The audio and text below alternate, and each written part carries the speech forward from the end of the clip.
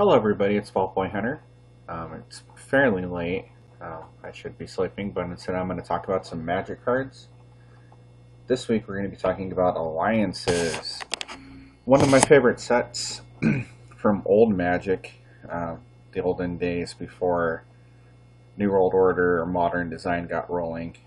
It was the 8th set. Interesting facts about alliances. I like to start with a little trivia. First set ever printed on 110 card sheets, which is still what they do now. 55 commons, 43 uncommons, 46 rares. The way they filled the sheets out was that most of the commons and uncommons had, and 5 uncommons had 2 pieces of art. So it's really like a 199 card set, but it's only 144 total cards, individual, like unique cards. The ratio of uncommons to rare is 3.1, so 3 uncommons to 1 rare, 12 card packs. It's kind of an oddball set. I can remember pulling a lot of certain rares, and almost no certain uncommons were super rare, Force of Will being the big one. I think I ripped, I don't know, three or four boxes worth and got my set of Force of Wills. But for uncommons being that rare now would be kind of unheard of. You would get, ripping a box, you would get now pretty much all the commons and uncommons you wanted out of a set, any given set, pretty much. Interesting fact about alliances: it was released 8 months, so almost a year after Homelands. So basically, Wizards pooped Homelands out and let people wait 8 whole months with that thing in Standard. Horrible wait, but it was worth it. I mean, Alliances introduced a lot of really cool stuff. So the storyline is after the Planeswalker Freya-Lise cast her world spell, thereby ending the Ice Age. A population long adapt to the cold had to readjust to warm weather. With new climate came devastating floods and plagues, and necromancer Limdul has built an army of undead bent on world domination. An alliance is formed between races to defeat Limdul and his army. I don't know how much of that story actually comes through in the cards. I don't feel like very much. Only Alliances and Chronicles were sold in 12 card packs. Alliances was the only set to feature different tiers within its rare cards until the introduction of Mythics. A few rares appear 6 times on each rare sheet, while most appear twice, making the few rares 3 times as common as others. And that's probably why I remember ripping a whole bunch of certain rares, and very few of others. I think the uncommon sheets must have been very much like that too. It is the last set also to feature alternate art cards. So on the commons I'll have 2 arts, and I'll bop through the interesting ones on that. I know there's been some requests. Unfortunately, I had a lot of episodes in the can when those requests started popping up. So I haven't shown a lot of the alt arts, but I'll do that here because it is the last time that I'll have to. Okay, so we're going to get started. So the first card, Carrier Pigeons. It's 4 mana, so 3 and a white, for a 1/1 flying bird. And when it comes into play, or enters the battlefield, draw a card at the beginning of the next turn's upkeep. Not spectacular. The original art's better. I like the actual art with the bird on it and not the dude.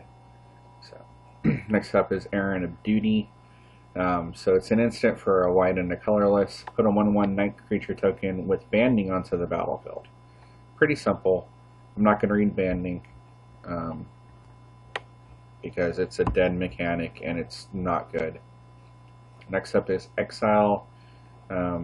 It is it's a rare, but it's been reprinted twice in Masters Edition and Vintage Masters as an uncommon, or as a common. I'm sorry, I wasn't doing rarities. Carrier Pigeon is a common. Erendidity is an uncommon, or in this instance it's a common, but it was reprinted as an uncommon, and then Exile is a rare. So instant 2 and a white, Exile target non-white attacking creature, you gain life equal to its toughness. That's not bad. So it's not premium removal. I mean, considering Source Splashers was just printed in Ice Age. But I guess Ice Age, man, that would feel like a long time ago, because if I remember correctly, there was 5 months between Ice Age and Homelands. So Ice Age had come out almost a year previous, maybe just a little over a year previous to this. Here, I'm going to double check that. I'll pause. Okay, I did a real quick double check. Ice Age came out in June of 1995, and Alliances came out in June of 1996. So a full year later, to wrap the block up, basically. And it's not like Wizards didn't put anything out in that time frame. So between Ice Age and Homelands, they did do Chronicles, but in between Homelands and Alliances, they did nothing. So that I can't even imagine modern Magic working like that.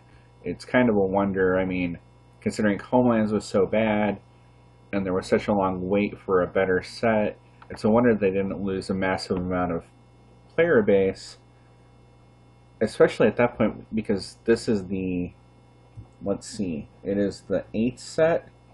There was only 7 sets. I mean, people were doing some pretty broken things, so there was still fun to be had, but it's kind of just odd to me. But we'll continue on. So Inheritance is an enchantment for a white. Whenever a creature dies, you may pay 3. If you do, draw a card. And that's an uncommon. Was reprinted as an uncommon in Masters Edition 2. Ivory Gargoyle is next. A 2/2 flying for 4 and a white. Flying whenever Ivy Gargoyle dies, return it to the battlefield under its owner's control at the beginning of the next end step, and skip your next draw step. Wow. And then 4 and a white, exile Ivory Gargoyle. Quentin Hoover art, the late great Quentin Hoover. He did a lot of what I consider to be like iconic Magic art. So we'll probably get to see a lot of that. He did art up until just recently. I think he had pieces as late as like Dark Ascension. I could be wrong. It could be even later. No, it is later, because I can kind of remember in the back of my head a couple pieces he had in Return to Ravnica block as well. So next up is Juniper Order Advocate. So the Juniper Order, that's been in some sets, not too recently, but this is maybe the first appearance of it. I think it might be. Creature, Human Knight, 1/2, 2 and a white. As long as Juniper Order Advocate is untapped, green creatures you control get +1/+1. And it's an uncommon. Keldorian Escort is next. It's a human creature. Creature and human soldier, 2/3 for 2 and white, and has banding. It too has 2 different arts. Very similar. I think I probably like that one a little bit better, just because the dog looks cooler. Yes, that man is riding a puppy. Okay, next up is Keldorian Homeguard. It's a 1/6 for 3 and a white. At the end of combat, Keldorian Homeguard attacked or blocked this combat. Put a -0/-1 counter on Keldorian Homeguard, and put a 0/1 white deserter creature token onto the battlefield. Because why not? I mean, and it was an uncommon. It's been reprinted a couple times. Cold Snap theme decks had a lot of Ice Age and Alliance reprints, because at that point that was a good way for Wizards to get them onto MTGO. Plus, in Cold Snap, really, they wanted to have it feel like it was the completion of Ice Age block, so the 3rd set, so they had to reprint some of this stuff. Cold Snap, in my opinion, had a few interesting cards, but it was poop. But we'll talk about that more in like 3 years when I get to that point of Magic. Next up is Keldorian Pride. It is a common. It's an aura for a white and a colorless enchant creature. Enchant creature gets +1/+2, and then 2 and a blue. Attach Kajorian Pride to target creature other than enchanted creature. So you just pick a different creature to move it to at instant speed. I don't think that's particularly useful. I do think there's two different arts, though. That's my favorite out of those two. Gotta go with bear over bird, right? Next up is Martyrdom. Instant white colorless. Until end of turn, target creature you control gains 0. The next 1 damage it would be dealt. The target creature or player this turn is dealt to this creature instead. Only you may activate this ability. That's a common. Not particularly useful. That's probably the better of the two arts. Because screw that guy. He got stabbed. See? Look, it's a story. So, look, he's fighting those two guys. He's all like, I'm going to cut you. And then they're like, oh, what happened? Did he get cut? So, okay. Next up is Noble Steeds. Enchantment. Yes. They're Noble Steeds, but they're not a creature. They're an enchantment. For 2 and a white. And they have 1 and a white. Target creature gains first strike until end of turn. It's a common. Beautiful Rebecca Guay art, though. I mean, look at that. That lady knows how to paint a horse. Or 2 horses. And different perspectives. Next up is Reinforcements. Instant for a white. Put up to 3 target creature cards from your graveyard on top of your library. White doesn't get that ability anymore. It's a common. Definitely a black ability now. Maybe green. Oh, man. That's horrid. Oh, that art. That art. Oh, that art is much better, but boy, those are both really bad. Next up is Reprisal. I think this is the first printing of Reprisal. Yeah, look. First printing.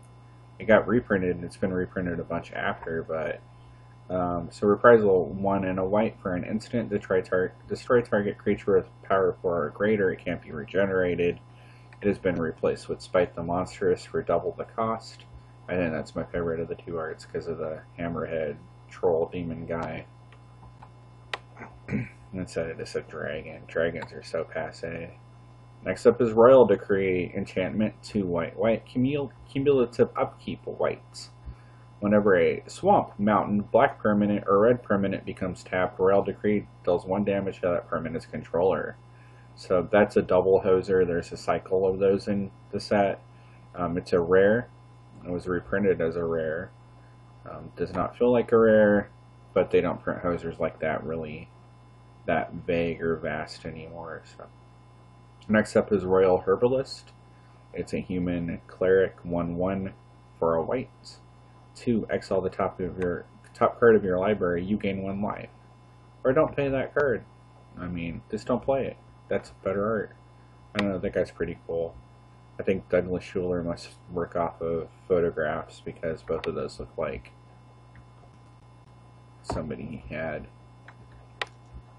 taken a picture of. Next up is Scars of the Veteran. Instant 4 and a white. You may exile a white card from your hand rather than pay Scars of the Veteran's mana cost. So this is our first pitch card. Prevent the next 7 damage that would be dealt to target creature or player this turn. At the beginning of the next end step, put a +0/+1 counter on that creature for each 1 damage prevented this way. It's an uncommon. Probably trying to think of the other 3. Yeah, definitely the weakest of the, the other 4. Definitely the weakest. The green one's not great either, but we'll talk about those when we get there. Next up is Seasoned Tactician. It is a uncommon. It's a 1/3 for 2 and a white, so not bad for white. And then it has 3, exile the top 4 cards of your library. Not good. The next time a source of your choice would deal damage to you this turn, prevent that damage. The circles of protection were in Ice Age. I just don't understand why you would play this card over that. I mean, it's not going to be a win condition. Plus, it's really goofy looking. So, next up is Sustaining Spirit. Cumulative upkeep 1 and a white. Damage it would reduce your life to less than 1, reduces it to 1 instead. I think this might be the first instance. No, because Force Field did something really similar. This is kind of a recurring theme. Um, and then Warship after it. So, I mean, it's just kind of a theme to early Magic. It's a rare. They don't really do stuff like that anymore. I think the last big example of that is Platinum Angel. I could be wrong. There could be more, but that's the last one that I'm super aware of. Next up is Sworn Defender. It's a 1/3 for 2 white. Has 1. Sworn Defender's power becomes the toughness of target creature blocking or being blocked by Sworn Defender -1 until end of turn. And Sworn Defender's toughness becomes 1 plus the power of that creature until end of turn. So basically it morphs to be able to kill a creature. Or at least block without trades. So, not good. Unlikely Alliance is an enchantment for 1 and a white. As 1 and a white, target non-attacking, non-blocking creature gets +0/+2 until end of turn. I guess with Lightning Bolts that could save a creature, but boy, that seems like a whole lot of nothing. Next up is Wild Easier. It's a flying first strike bird, 1/1 for 2 and a white. As white, Wild Easier gets +2/+0 until end of turn. Activate this ability only once each turn. So that's not horrible, but I mean, modern white creatures just get to do stuff like that without having hugely overpriced activated costs. So, next up is one of my favorite counterspells of all time, Arcane Denial.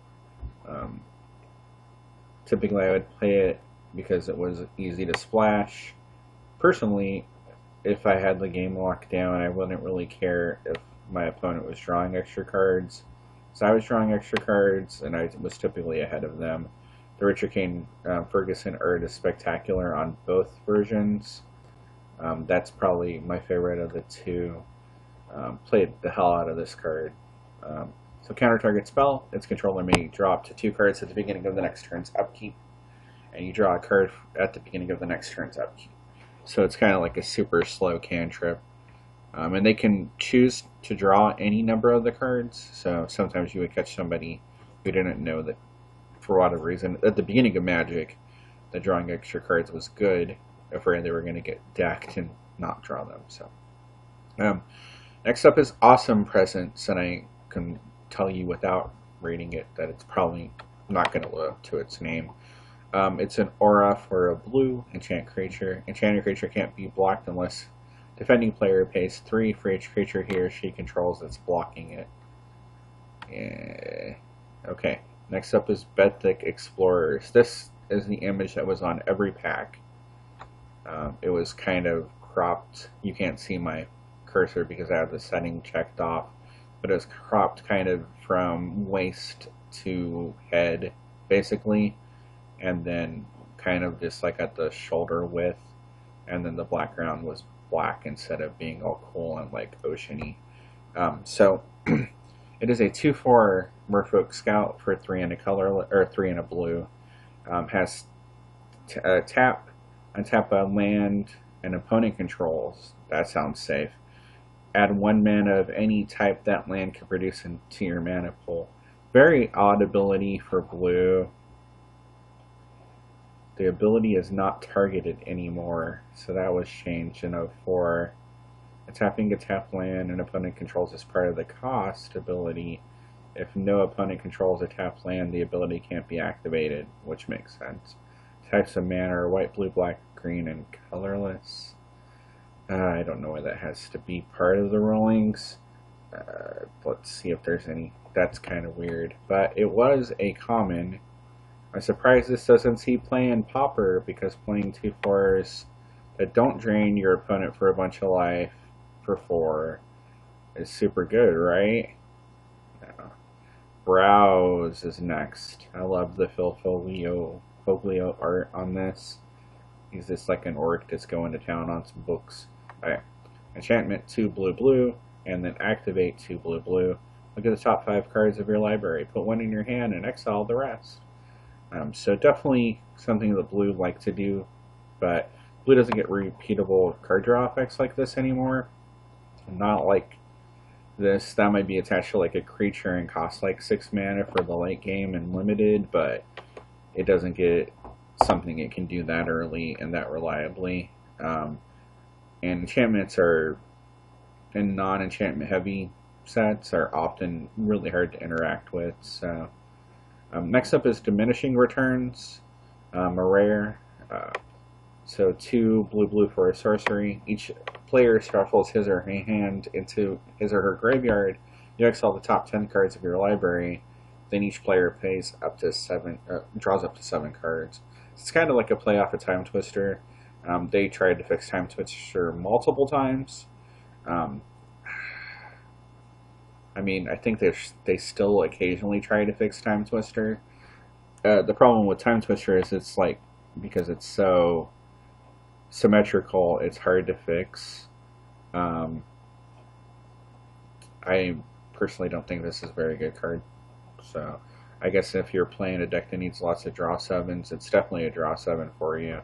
So next up is False Demise.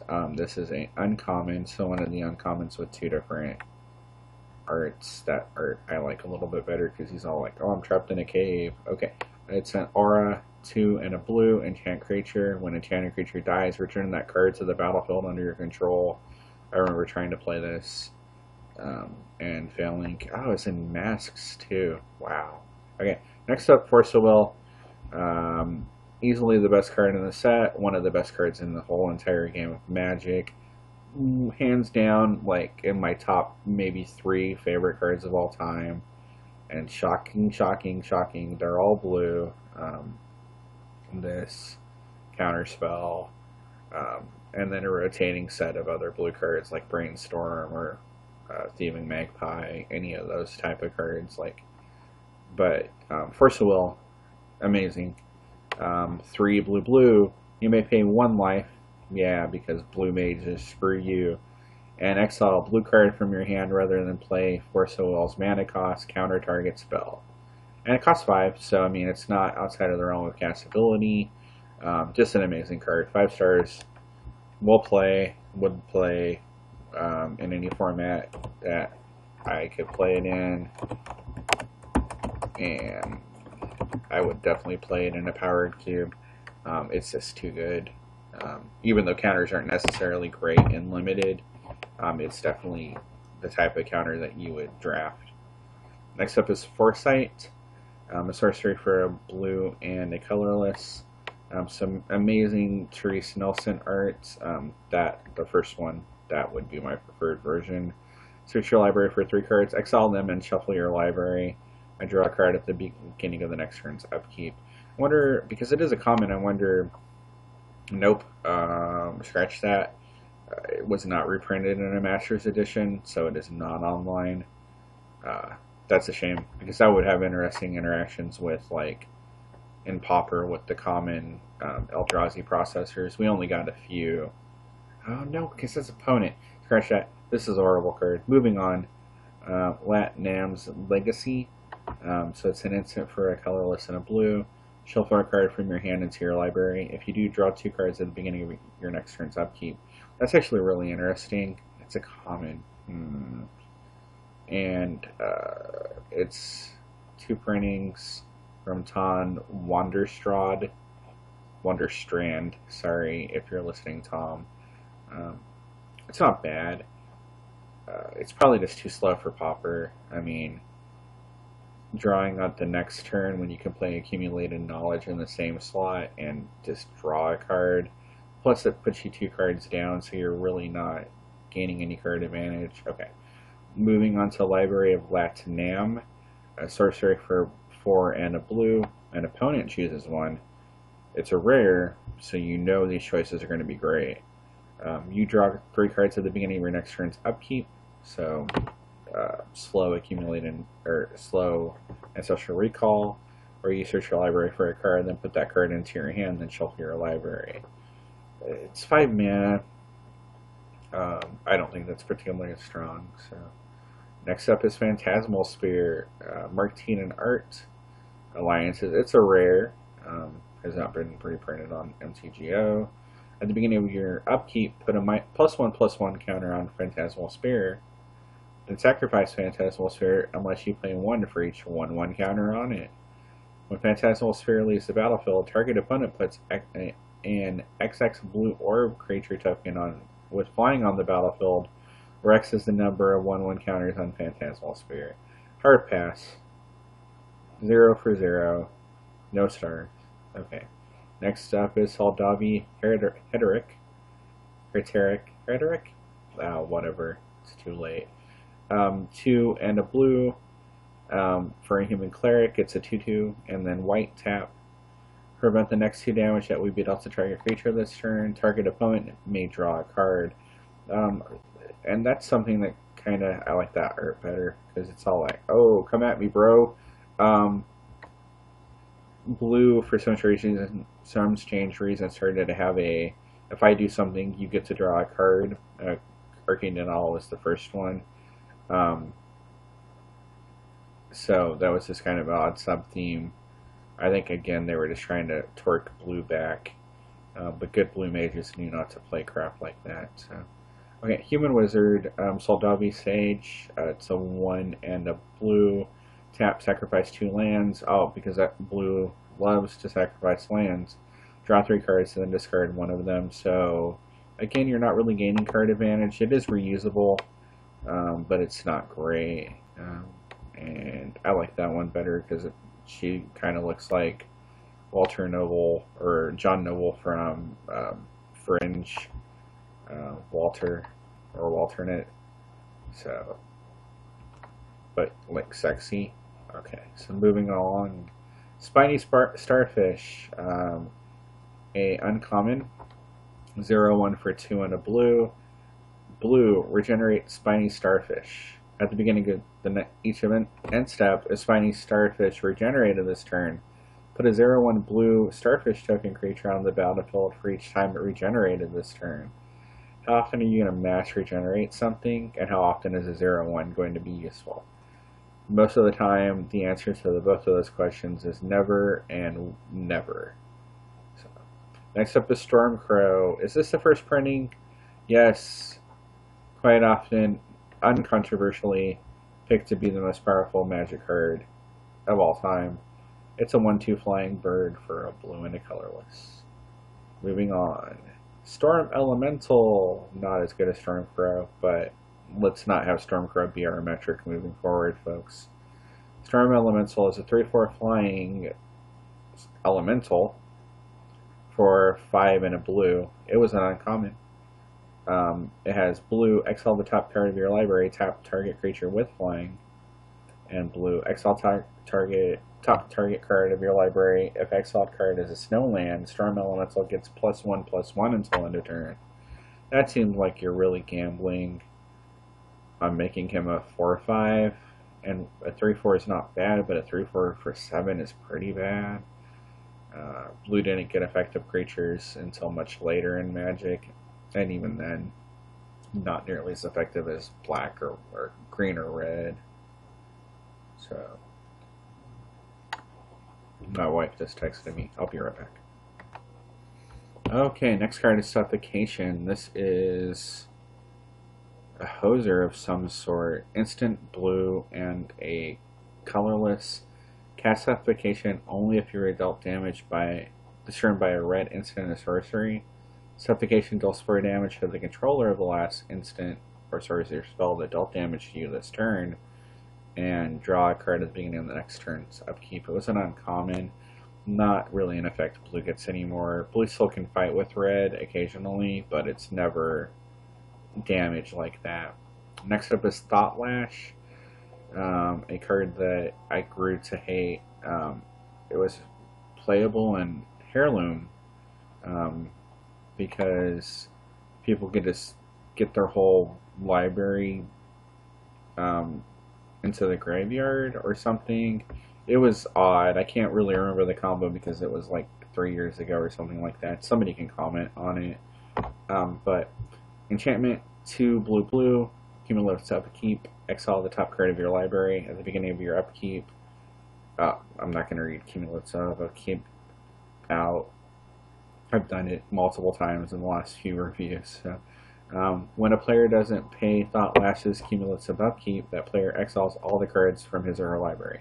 So, play it, all the cards get exiled, and then exile the top card of your library, prevent the next one damage that would be dealt to you this turn. There was something you could do with the cards in exile that was like an instant win in Heirloom at one point, but I can't remember what it is now. But somebody can comment on it. Roberto might remember. I don't know at this point. It's too late. It's after midnight now. So, title control, enchantment, colorless, blue, cumulative upkeep 2, and then pay 2 life or 2 colorless. Counter target red or green spell. Any player may activate this ability. It's a rare, so it's the double hoser for blue. Next up is Viscerid Armor. It's a aura for a blue and a colorless enchantment creature. Enchanted creature gets +1/+1, and colorless and a blue return Viscerid Armor to its owner's hand. Heather Hudson art, neither particularly strong. Next up is Viscerid Drone. 1/2 Homerid Drone for a colorless and a blue. Tap, sacrifice a creature in a swamp, destroy target non-artifact creature. It can't be regenerated. And tap, sacrifice a creature in a snow swamp, destroy target creature. It can't be regenerated. So reasonable, but super expensive removal. And that's the last blue card. Moving over to Vaultboyhunter Dead. A 2/3 zombie for 3 and a black. It has 2 and a red. Exile a creature from your graveyard. Put a 3/1 black and red Graveborn creature token on with haste onto the battlefield. Sacrifice it at the beginning of the next end step. It was an uncommon. Casting of Bones is a enchantment aura for 2 and a black. Enchant creature. When enchanted creature dies, draw 3 cards and discard 1 of them.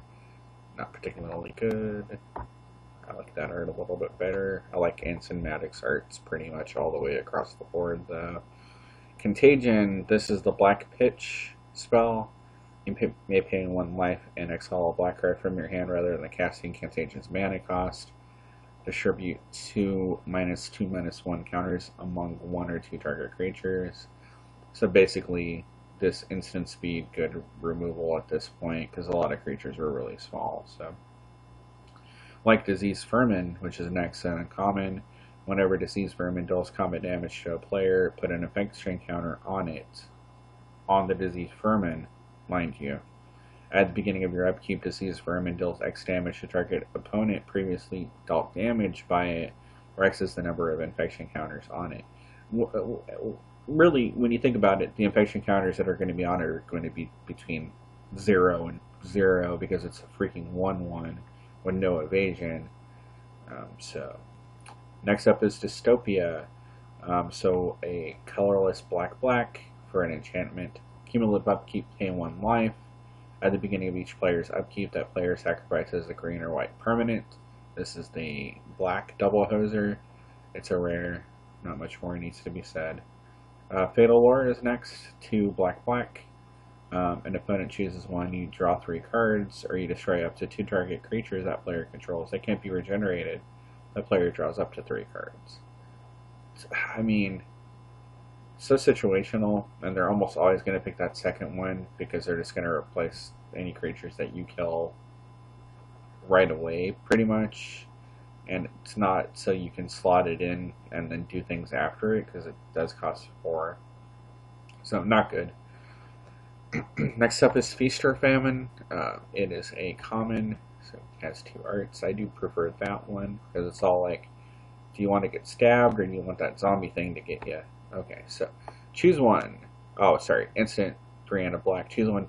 Put a 2/2 black zombie creature token onto the battlefield, or destroy target non-artifact, non-black creature. It can't be regenerated. That's pretty good. That's pretty good design. I mean, 4 is a little expensive for either of those effects at this point, but it's not bad. Next up is Favorite Strength.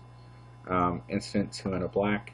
Target creature gets +2/+0 until end of turn, and then you draw a card at the beginning of the next turn's upkeep.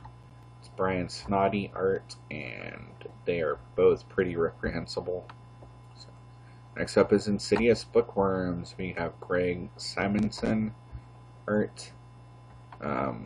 Yes, they're books. They're worms. That's pretty on the nose there, dude. Creature worm 1/1 for black, and when it dies, you can pay 1 and a black if you do. Target player discards a card at random. Nah, not really all that great. Keeper of Tressorhorn is an Alliance's rare. It's a 6/6 avatar for 5 and a black.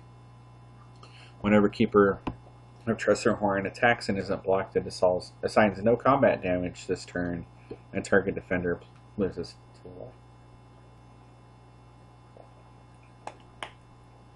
So it really is pretty decent with creature and creature combat, but just let it through and only lose 2 life. I mean, yeah, it's not good. That's not good at all. So, Kerbrokian Horror is another Alliance's rare for 3 and a black. At the beginning of the end step, if Kerbrokian Horror is in your graveyard with a creature card directly above it, you may return Kerbrokian Horror to your hand. So that's pretty cool.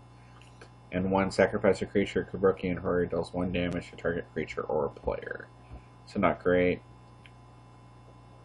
Kerbrokian Plague is an aura 2 and a black. Enchant non-wall creature you control. When Kerbrokian Plague enters the battlefield, draw a card at the beginning of your next turn's upkeep. Tap enchant a creature, put a Kerbrokian Plague. Tap enchant a creature, Kerbrokian Plague deals 1 damage to target creature or player.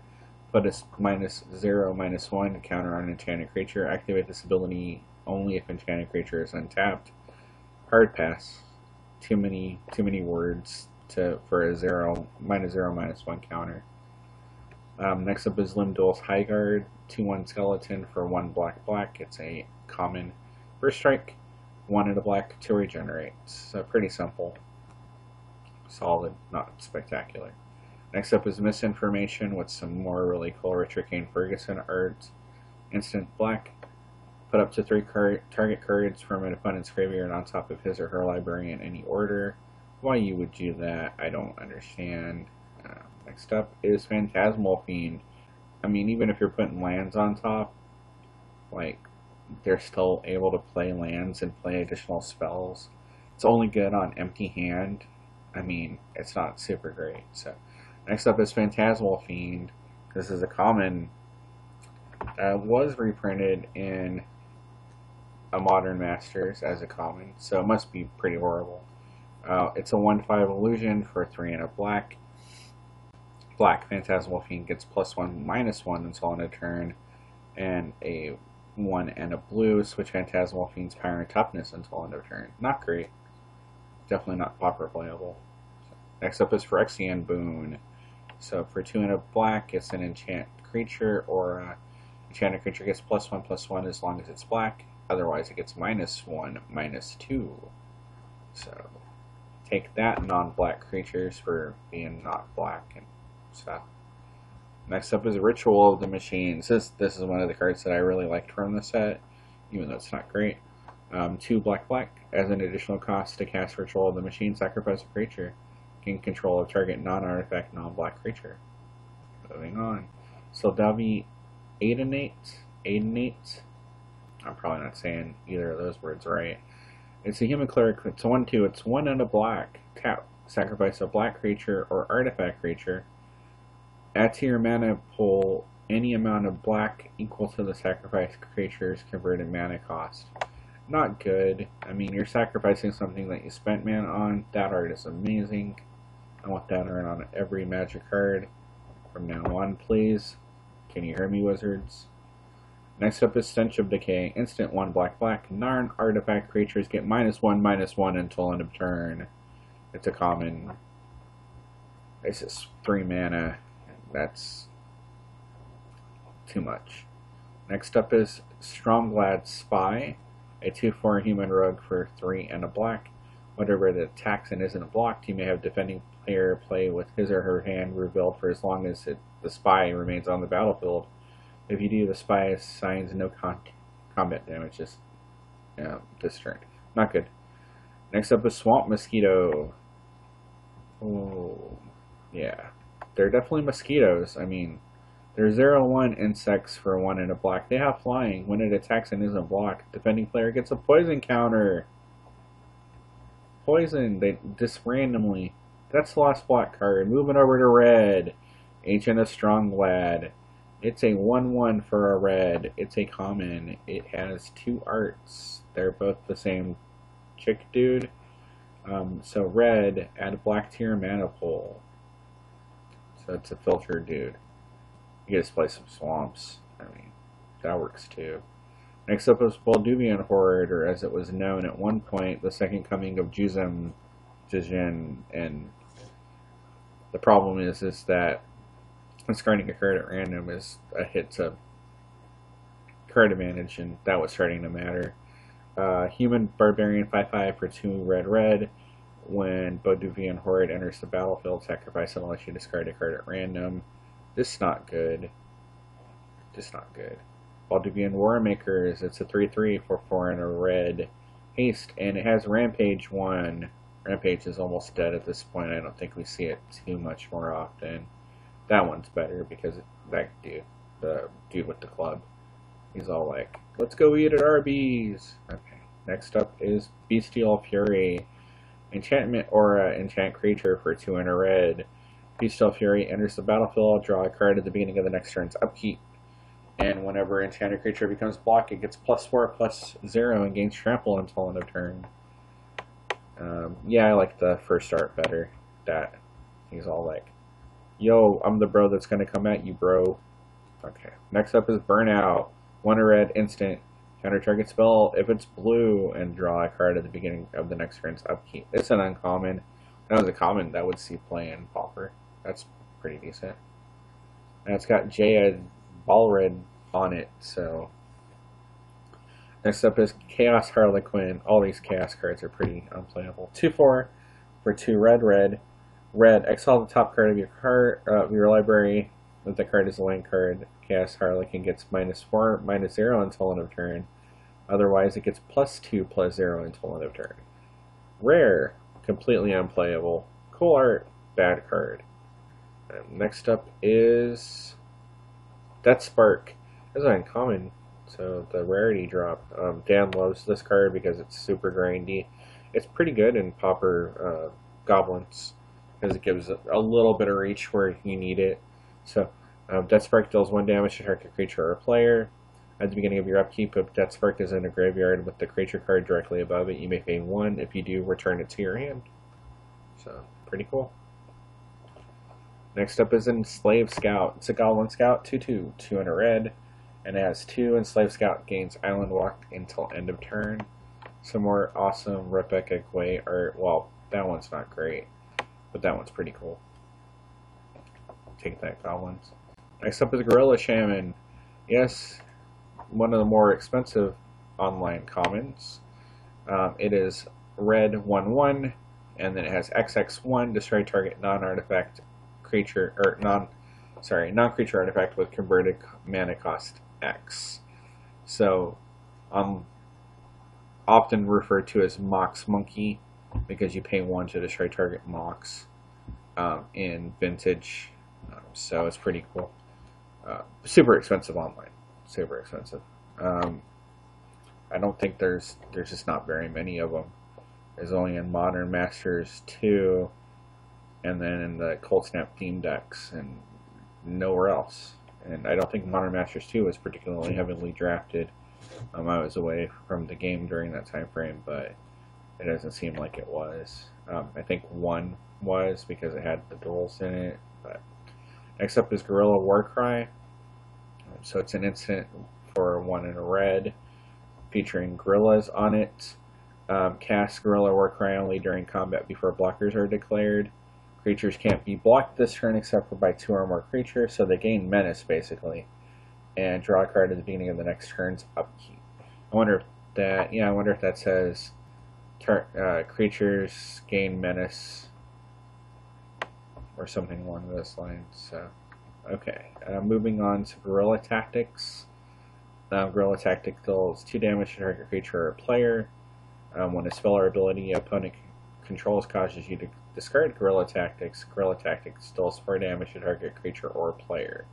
I used to play this in my sideboard because it was a quasi-answer to Hymn to Turok.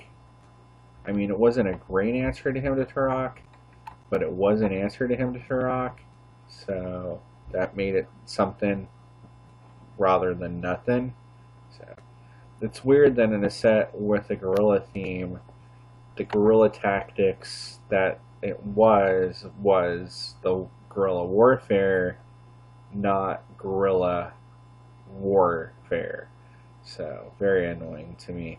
But next up is Omenifier. It's an instant for 3 red. Return all islands to their owner's hands. And each player sacrifices a plains or white permanent for each white permanent he or she controls. So this is the double hazard for red. Next up is Pillage. I love Pillage. I love flexibility in my cards. And Pillage was spectacularly flexible because back then everybody plays lands in Magic, and artifacts were really prevalent at that point. For 3 mana, it just did a bunch. So Pillage sorcery, 1 red, destroy target artifact or land. It can't be regenerated. I don't know if either of those could regenerate at that point, but artifact creatures could. But lands, I don't think could at that point. So next up is Primitive Justice. See even more gorillas. Sorcery, 1 red. As an infinite cost to cast Primitive Justice, you may pay 1 red and or 1 green any number of times. So kind of kicker, multi-kicker. Destroy target artifact for each additional 1 red you pay. Destroy another artifact. For additional 1 green you pay, destroy another artifact, and you gain 1 life. So you got a little extra for paying the green. Next up is Pyrokinesis. This is the red pitch. It's 4 red, so not as hard castable, but still hard castable. And it has, you may exile a red card from your hand rather than paying the casting cost. And it deals 4 damage divided as you choose among any number of target creatures. So it's pretty good. You can't do fractional points of damage. How could you do fractional points of damage? Why would you need to do fractional points of damage too? Every creature in main Magic has whole points for power and toughness. There's no 0.5s or anything. So anyway, moving on. Rogue Sky Captain is next. It's a rare. It's a 3/4 flying 2/3, so you know there's going to be a drawback because it's red and it's under the curve. So flying, at the beginning of your upkeep, put a wage counter on Rogue Sky Captain. I don't like where this is going. You may pay 2 for each wage counter on it. If you don't, remove all wage counters from Rogue Sky Captain and an opponent gains control of it. No, thank you. Next up is Soldier of Fortune. It's an uncommon. Has not been printed online, thankfully, because I can see people trolling people with this thing. It's 1/1 red. Red tap. Target player shuffles his or her library. It's less annoying online, but it's still annoying with Scry and everything that's prevalent for deck stacking at this point. But here, tap, you shuffle, tap, you shuffle, tap, you shuffle. It's not something that people want to do. Next up is Storm Shaman, 0/4 Human Cleric Shaman Ally Warrior Beast. No, sorry, Human Cleric Shaman. 0/4, 2 and a red. Red, Storm Shaman gets +1/+0 until end of turn. Not good. Next up is Brawlchild's Crusader. It's a 3/2 Human Knight for 3 and a red. It is a common. It has 0. Brawlchild Crusader can't be blocked except for this turn, except for walls, and then you sacrifice it at the beginning of the next end step. That's not horrible, but it's definitely not playable. Brawlchild's War Riders is a 3/4 Human Warrior for 1 and a red. I sense a drawback. I just sense one coming. Cumulative upkeep. Have your opponent put a 1/1 red survivor creature token onto the battlefield. So first turn they get 1, second turn they get 2, third turn they get 4, and so on. Has trample and rampage. So not good. Next up is Veteran's Voice. Common. 1 red, it's an aura. Enchant creature you control. Tap enchanted creature. Target creature other than a creature tapped this way gets +2/+1 until end of turn. And you activate its ability only if an enchanted creature is untapped. How can you tap a creature if it's not untapped? Okay. Next up is Bounty of the Hunt. First green card. It's the green pitch spell. So it's 3 green. You may exile a green card from your hand rather than pay Bounty of the Hunt's mana cost. And you distribute 3/+1/+ counters among 1, 2, or 3 target creatures. For each 1/1 counter you put on that creature this way, and remove a 1/1 counter from that creature at the beginning of the next cleanup step. Oh my god. So it's tied for white, the white pitch, for the weakest. They don't even get to keep the freaking counters. That's pretty much worthless. I mean, Giant Growth was around, and it's not that far off because they don't get to keep the counters. Next up is Deadly Insect. It has Shroud. It's a 6/1 for 4 and a green. I mean, the problem with Shroud on a low toughness creature like this is that anything can block it. So next up is Elvish Bard. 2/4 for 3 green. All creatures able to block Elvish Bard must block Elvish Bard. That's some strange and erotic art. Okay, next up is Elvish Ranger. It's a 4/1 for 2 and a green. That's it. No fancy. There's some flavor text on it, and I'm not going to read because it's lame. Next up is Elvish Spirit Guide, the predecessor to Simeon Spirit Guide. 2/2 for 2 and a green. I don't think any. I mean, I've cast the guides. I think I've cast this particular guide in the past to get beats in, but it mostly gets used for the Exile Elvish Spirit Guide from your hand. Add 1 green to your mana pool aspect of it. So, but I've cast Simeon Spirit Guide too. So next up is Findhorn Druid. 2/2 for 2 and a green. And when it dies, if it was blocked this turn, you gain 4 life. That's a lot of ifs. Should this be when it dies, gain 4 life? It would say that now.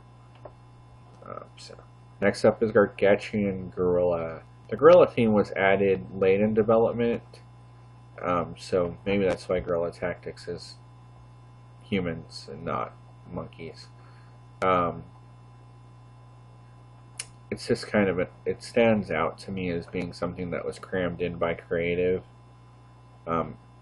without really the designers having any influence over it, because it just felt shoehorned in. But it's a 7/7 gorilla for 4 green. At the beginning of your upkeep, you must sacrifice a forest. If you sacrifice a snow forest this way, you may sacrifice whatever. Gargantuan Gorilla gains trample until no turn. If you don't sacrifice a forest, Gargantuan sacrifice the gorilla and it deals damage to you. 7 damage to you. And tap, Gargantuan Gorilla deals damage equal to its power to another target creature. So basically they fight. It's a rare. That's horrible. That's just so freaking convoluted. Next up is Gift of the Woods. It's a green enchant creature. Whenever creature blocks or becomes blocked, it gets +0/+3 until end of turn, and you gain 1 life. Not super, not great.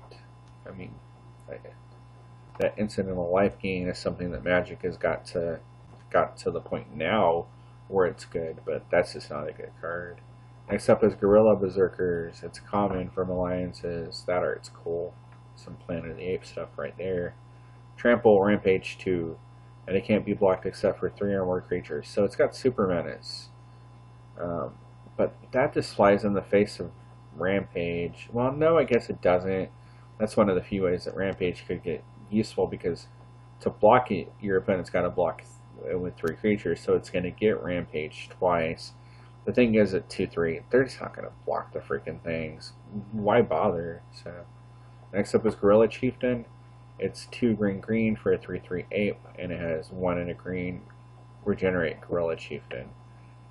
Not a Gorilla Lord, because the Gorilla Lord would say regenerate target gorilla.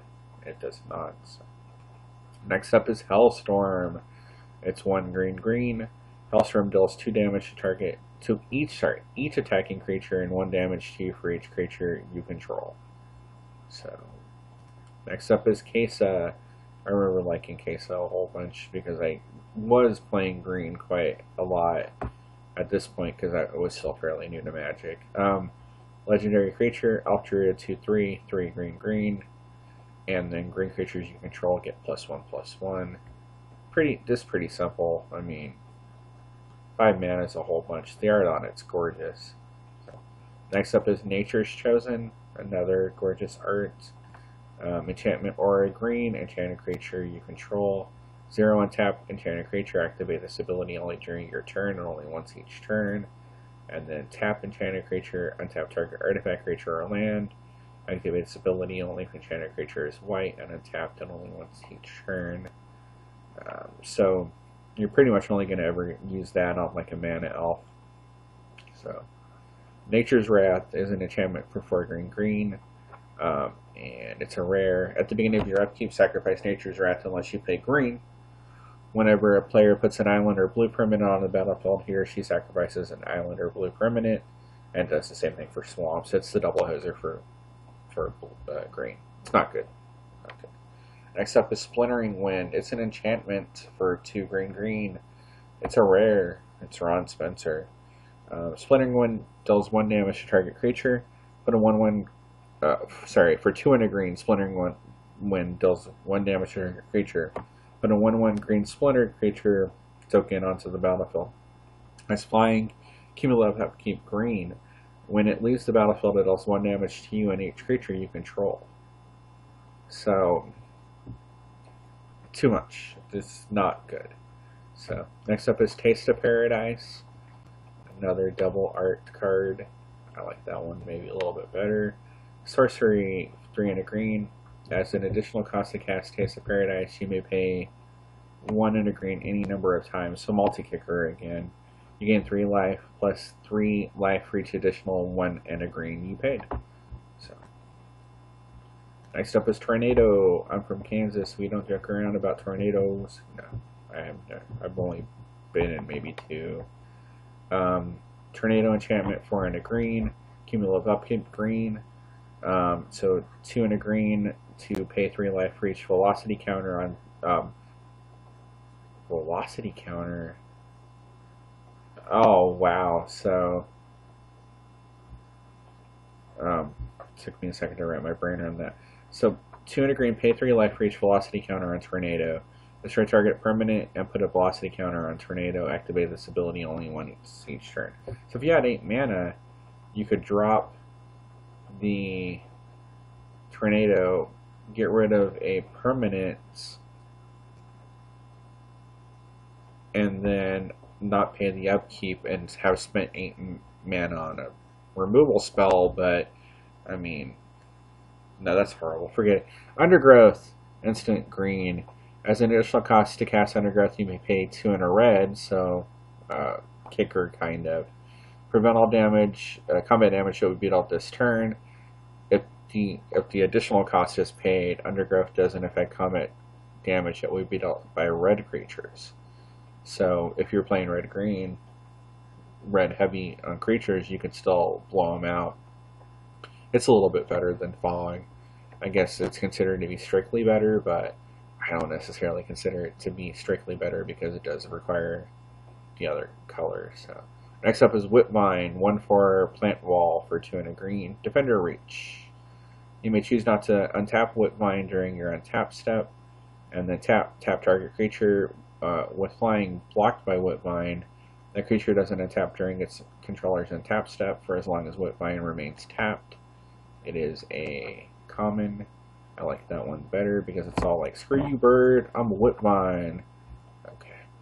Next up is Yavimaya Ancients. It's a common Quentin Hoover art. Both are pretty spectacular.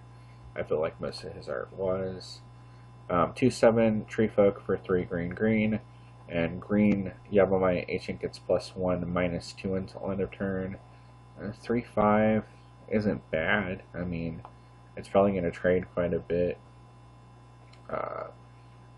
Yeah, it's just too slow. Even if it was printed online as a common, it's too slow for Pauper. Yabamaya Ants. It's a 5/1 insect for 2 green green. Trample Haste. It's got cumulative upkeep green green. So it's an uncommon. So we're moving over to blue, gold now. There are some gold cards in the set, uh, some of which are pretty good. And then we'll go through artifacts and I think lands, and then we'll wrap up. So, Energy Arc is an instant for white and blue, and untap any number of target creatures, prevent all combat damage that would be dealt to and by those creatures this turn. So kind of a save your creatures trick. But since it prevents them from dealing damage, it doesn't actually influence battle in like a trade way, so it's not good. It's not good. It's just not good. Moon Duel's Paladin is a 0/3 human knight for 2 black red. It has trample. On a 0/3, you really want trample. At the beginning of your upkeep, you may discard a card. If you don't, you have to sacrifice it. Whenever it becomes blocked, it gets +6/+3 until end of turn. And whenever it attacks and isn't blocked, it deals no damage, but the defending player loses 4 life. It's just a 0/3 though, and that's the. It doesn't have Death Touch. It does have Trample. You just don't block it and take far less damage, or you Lightning Bolt it. It's not good. Next up is Limdol's Vaults for blue and a black. Look at the top 5 cards of your library. As many times as you choose, you may pay 1 life. Put those cards at the bottom of your library in any order. Then look at the top 5 cards of your library. Then shuffle your library and put the last card you looked at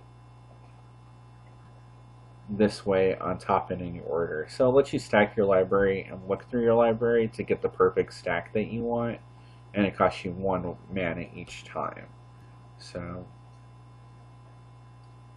if you have 5 or fewer cards in your library, you can pay 1 life as many times as you like, but you'll keep seeing the same cards, of course. Next up is Lord of Trestlehorn.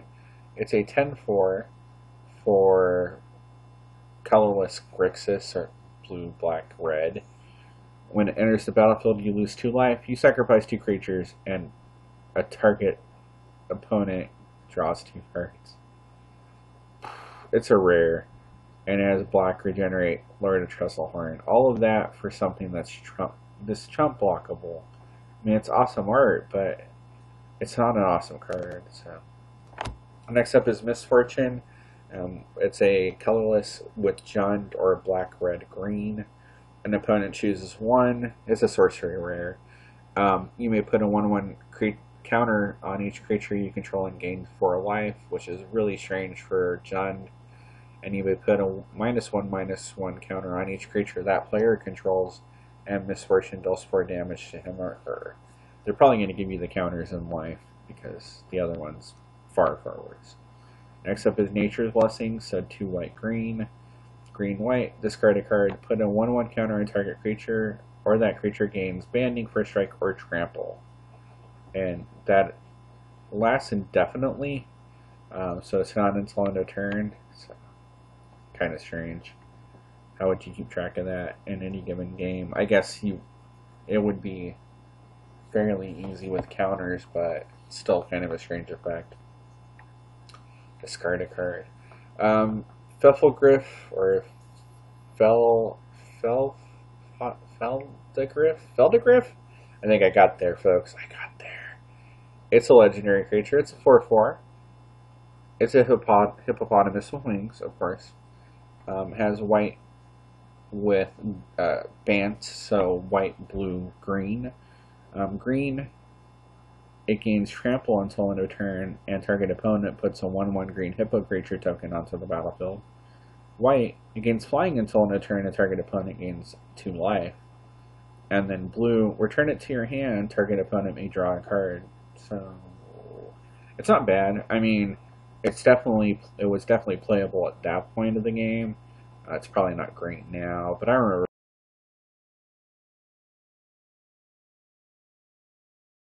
playing it and liking it. So next up is Surge of Strength, instant red green. As an additional cost to Surge of Strength, discard a red or green card. Target creature gains trample and gets plus X plus 0 until end of turn, where X is that creature's converted mana cost. Heroic Gargantuan combo, because that thing costs like 1,000,000 mana and is uncastable, unplayable, but you could discard it to that and pump your creature up a whole bunch. Next up is Wandering Mage. It's white, blue, black, or Esper. White, pay 1 life, prevent the next 2 damage that would be dealt to target creature this turn. Blue, prevent the next 1 damage that would be dealt to target cleric or wizard creature this turn. And then black, put a -1/-1 counter on a creature you control, prevent the next 2 damage that would be dealt to target player this turn. It's a rare. It's not good. Art's cool. I mean, Peter Ventures, good art there. Next up is Winter's Night. This is the last gold card. It is Naya, so white, red, green. It's a world enchantment. Whenever a player taps a snow land for mana, that player adds 1 mana to his or her mana pool of any type that land produced. That land doesn't untap during its controller's next untap step. So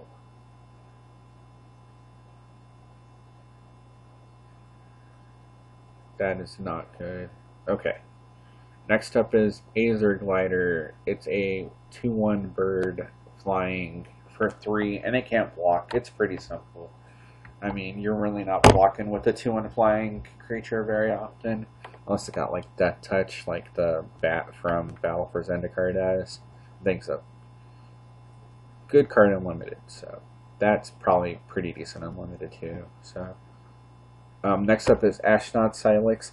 I say that because Draft didn't really catch up in my area until Mirage, which is the next set, but we didn't really start cracking packs for Draft until Mirage came around, and then we did a lot of Mirage and Visions.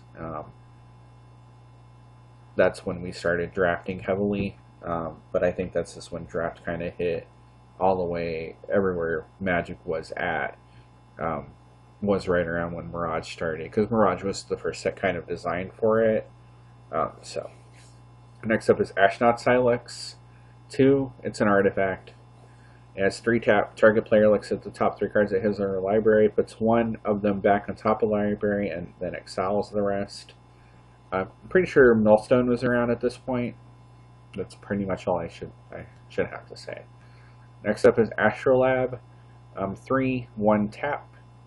Sacrifice Astrolab, add 2 mana of any 1 color to your mana pool, and draw a card at the beginning of the next turn's upkeep. With Chromatic Star and Chromatic Spear, there's no reason to do that much work to get 1 mana in a card. So, next up is Floodwater Dam. It's a rare. It's an artifact for 3. It has XX1, tap, tap, X target lands. Not good. Next up is Gustas Scepter. It's a rare. So it's an artifact for 0, and it has tap, exile a card from your hand face down. You may look at it for as long as it remains exiled. Has tap, return a card you own exiled with Gustas Scepter to your hand. And when you lose control of the Scepter, put all cards exiled with the Scepter into their owner's graveyard. I guess it's to get around discard, but boy, that just seems bad. Next up is Helm of Obedience. This sees play, I think, in Vintage or Legacy, because it's like X mill for creatureless decks, and there's a few. But even then, like hitting Grizzlebrand in an Oath deck can't be bad. So it's 4 for an artifact. X tap. Target opponent puts cards from the top of his or her library into his or her graveyard until a creature card or X cards are put into the graveyard that way, whichever comes first, of course. If a creature card is put on the graveyard this way, sacrifice Helm of Obedience and put that card onto the battlefield under your control. And X can't be 0 because you can't actively mill for 0. It's not possible. Next up is Lodestone Bauble. It's a rare. It costs 0. It's Douglas Schuler. It's cool art. I mean, so 1 and tap, sacrifice the Bauble, put up 4 target basic land cards from a player's graveyard on top of his or her library in any order. The player draws a card at the beginning of the next turn's upkeep. They're basically going to draw out of it almost immediately because of that. That's just not good.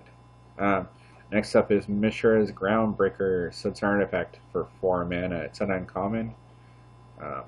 Sacrifice the Groundbreaker. Target land becomes a 3/3 artifact creature that's still a land, and that effect lasts indefinitely. You didn't really want to turn your lands into targets at this point of the game. Again, Lightning Bolt, Swords of Plowshares, there's just too much effective removal, terror. Yeah.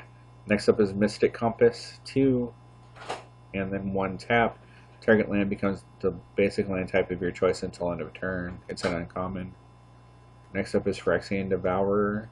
It's a 6/1/1, 6 mana 1/1 construct creature, and when its power is 7 or greater, you sacrifice it, and you exile the top card of your library. Put X 1/1 counters on the Devourer, where X is the exile card's converted mana cost. It's a rare. It's not good. The art's awesome, though. Next up is Phyrexian Portal. So 3, no tap, just 3. If your library has 10 or more cards in it, target opponent looks at the top 10 of your cards of your library and separates them into 2 face-down piles. Exile one of those piles, search the other pile for a card and put it in your hand, and shuffle the rest of the pile into your library. Really convoluted to get to 1 card. Next up is Phyrexian Warbeast. This is a card that I love, mostly because it has art by Bill Sickenwhisky. I never pronounce his name correctly because his last name is insane to me. He is a comic book artist. He's one of very few comic book artists that did a lot of Magic art. Phil Fogiel did comic book stuff, but not like Bill did.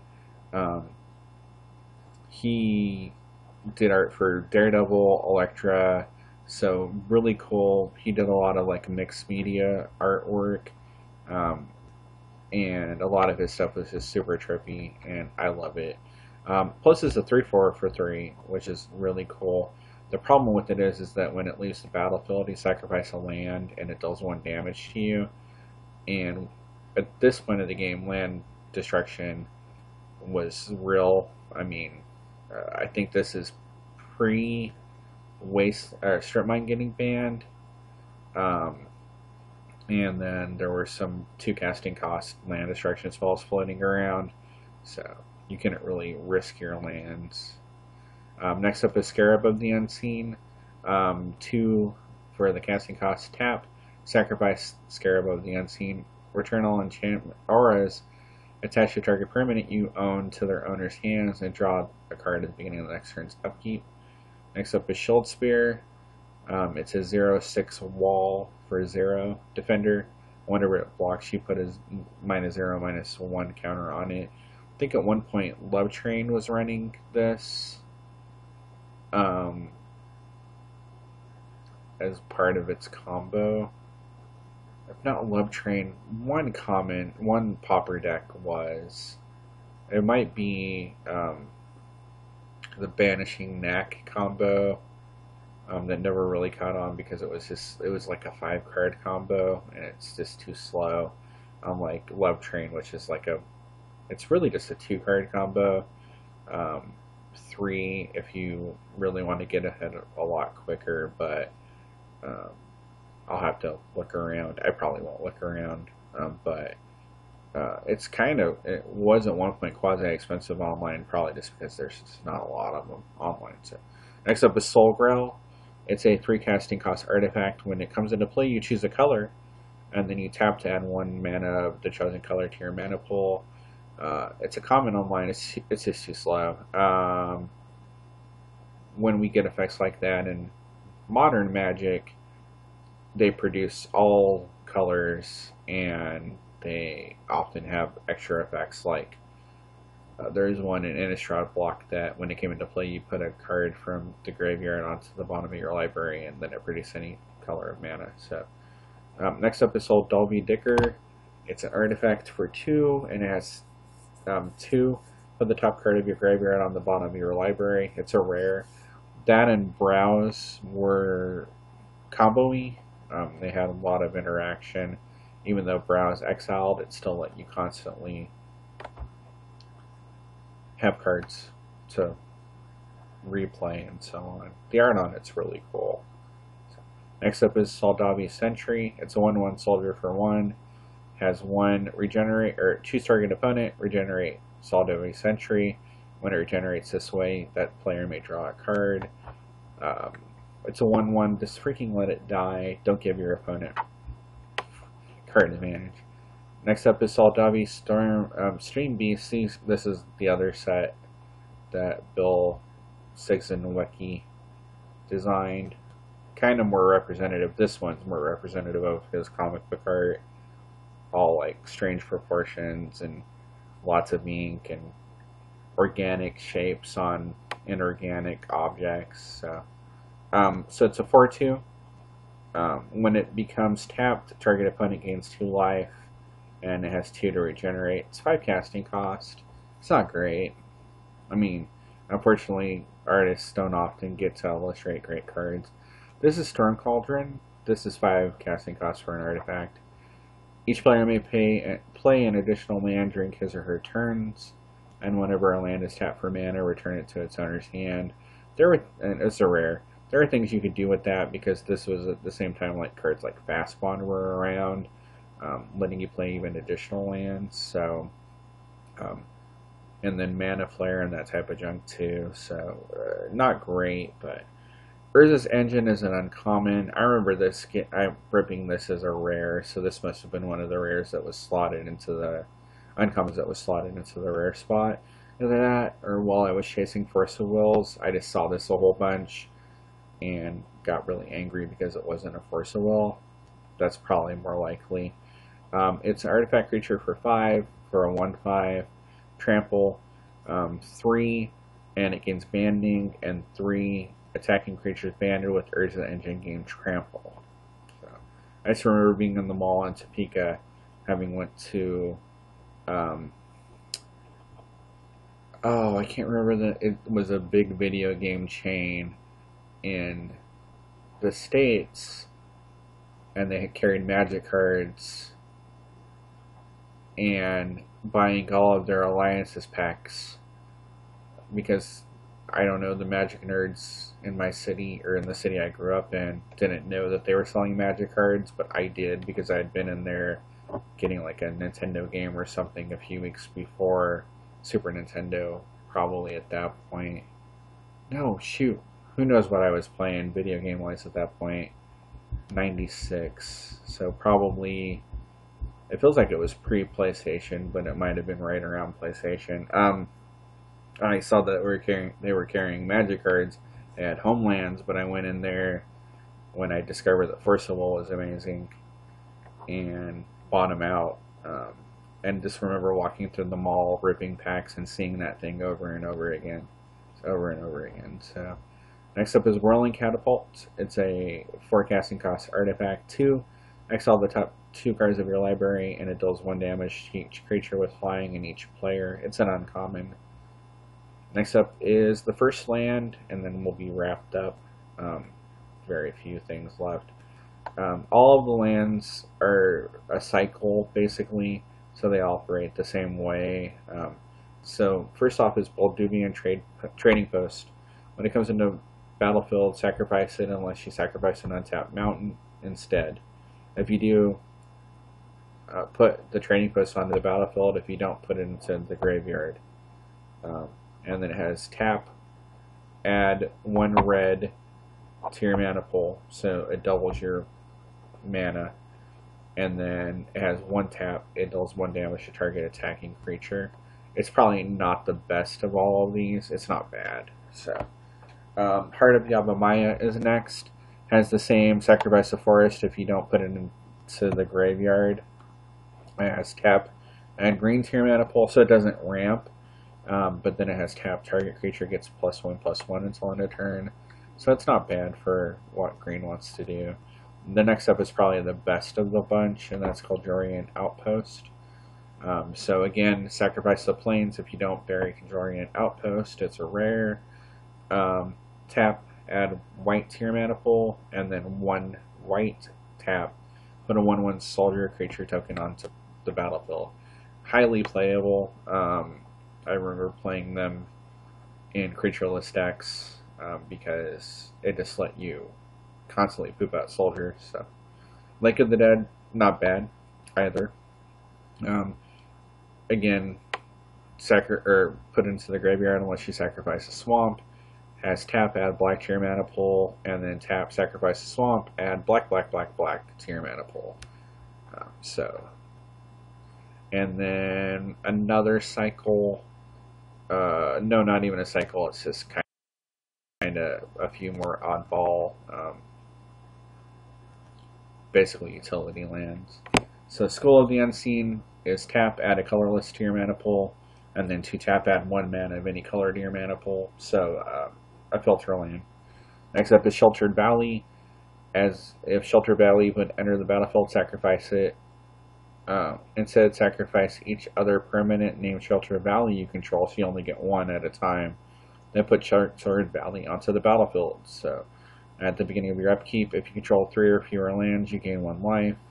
And then tap, add 1 colorless to your mana pool. That seems just pretty much just junk. It's on the reserve list, though, so you don't have to worry about them reprinting it.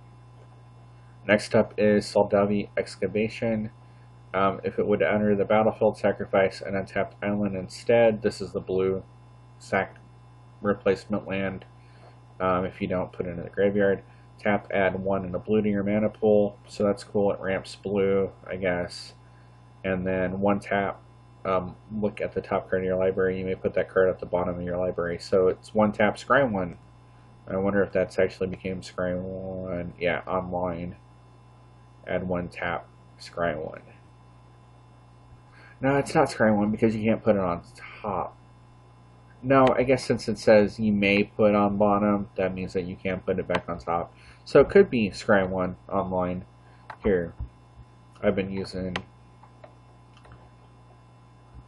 Magic Cards info because it's just working a whole lot better. Okay, here, let's look. Because it's scry 1 now. They updated, after scry became evergreen, they updated a lot of the cards where it could be relevant to be scry. Another one that they updated was Opt,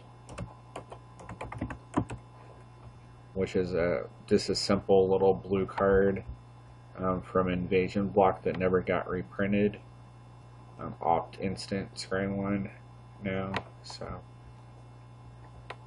that's cool. I mean, it's not really relevant. I don't think Soldavi Excavations is ever going to be reprinted or anything, but it's still cool that they did it. So, and last card for Alliances is one of the better cards in the set. Thawing Glaciers. Land enters the battlefield tapped.